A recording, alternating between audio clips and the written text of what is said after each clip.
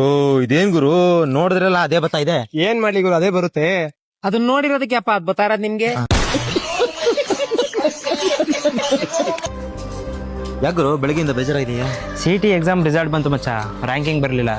MBBS ಓದ್ಬೇಕು ಅಂತ ಇದ್ದೆ, ಆ ಕನ್ಸಾಗೆ ಉಳಿತು ಮಚ್ಚ. ನಮ್ಮಪ್ಪ ಖರ್ಚು ಮಾಡಕ್ಕೂ ರೆಡಿ ಇದ್ರು.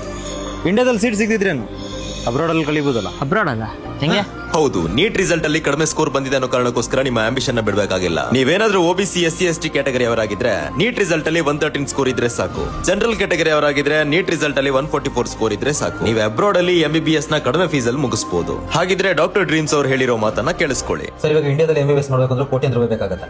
ಇವಾಗ ಮಿಡಲ್ ಕ್ಲಾಸ್ ಅಲ್ಲಿ ಹುಟ್ಟಿರ್ತಾರೆ, ಅವ್ರ ಹತ್ರ ಬಜೆಟ್ ಕಮ್ಮಿ ಇರುತ್ತೆ. ಅಂತವರಿಗೆ ಏನಿದೆ ಆಪ್ಷನ್? ನೀಟಲ್ಲಿ ಹೈಯೆಸ್ಟ್ ಮಾರ್ಕ್ಸ್ ತಗೊಂಡ್ರೆ ಇಂಡಿಯಾದಲ್ಲಿ ಸೀಟ್ ಆಗುತ್ತೆ. ಈಗ ಕಡಿಮೆ ಬಂದಿರುವಂತಹ ವಿದ್ಯಾರ್ಥಿಗಳಿಗೆ ವಿದೇಶದಲ್ಲಿ ಇರುವಂತಹ ಟಾಪ್ ಮೆಡಿಕಲ್ ಕಾಲೇಜಲ್ಲಿ MBBS ಮಾಡಕ್ಕೆ ಅವಕಾಶ ಮಾಡ್ಕೊಡ್ತೀವಿ. ಬಜೆಟ್ ವಿಚಾರಕ್ಕೆ ನಾನು ಮಾತಾಡೋಕೆ ಬಂದ್ರೆ, ಇಂಡಿಯಾದಲ್ಲಿ ಓದ್ಬೇಕಂದ್ರೆ ನೀವು ಹೇಳಿದಂಗೆ ಸುಮಾರು ಹಣ ಕಟ್ಟಬೇಕಾಗುತ್ತೆ. ಬಟ್ ಅಬ್ರಾಡ್ ಅಲ್ಲಿ ಇರುವಂತಹ ಟಾಪ್ ಗವರ್ಮೆಂಟ್ ಮೆಡಿಕಲ್ ಕಾಲೇಜಲ್ಲಿ ಓದ್ಬೇಕಂದ್ರೆ 20 ಇಂದ 23 ಲಕ್ಷ ರೂಪಾಯಿ ಬಜೆಟ್ ಇದ್ರೆ ಸಾಕು. 6 ವರ್ಷ ಟೈಮ್ ಇರುತ್ತೆ. ಮತ್ತೆ 12 ಇನ್ಸ್ಟಾಲ್ಮೆಂಟ್ಸ್.